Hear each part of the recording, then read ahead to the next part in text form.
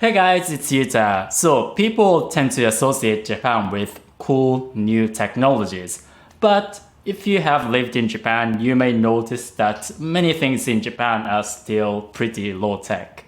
For example, when it comes to how the government does things, it can be pretty low tech. わけがわからないよ. But the Tokyo Metropolitan Government just made a pretty decent website where you can see the coronavirus cases. Unlike many other government websites that seem to be stuck in the 90s, this one does seem like it belongs to the 21st century.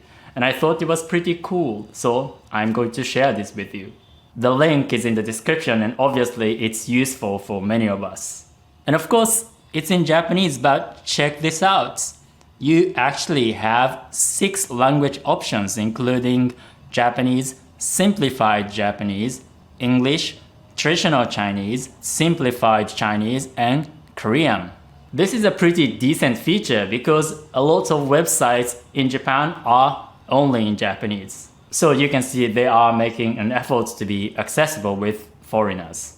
And here you can see daily and total number of confirmed cases. And you can also see the details of each patient and the number of tests conducted. And so far, there's nothing unusual. Many countries offer this kind of information.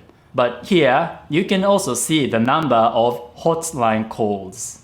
And I find this pretty helpful because with the coronavirus, you don't really know the actual number of cases because most people are not tested. So even though the daily number of cases are kind of flat, it's possible that there's much more hidden cases that are not reported. But with this calls, you can see how many people suspect that they might have the virus. So it gives you a better idea of how many cases that could be the coronavirus. Another interesting piece of information is that you can see how empty the trains are compared to the average. So you can see fewer people are using trains in Tokyo these days, which is understandable. And also you can see the number of people who visited the Tokyo Metropolitan Government's buildings. But I'm not quite sure how to use this information. But there's a really cool thing with this website, which is it's an open source project, which means their source code is public on GitHub. And other local governments can download this and use it. So it seems like Tokyo is catching up with all the technologies today, which is nice. And overall, I think this kind of transparency is a welcoming trend.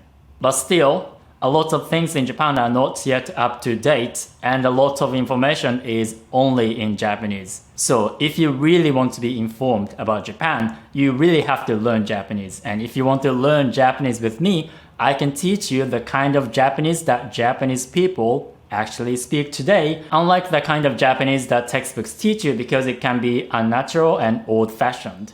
So click the link and subscribe to my email group, Japanese with Yuta. Alright, see you guys soon. Ciao, ciao!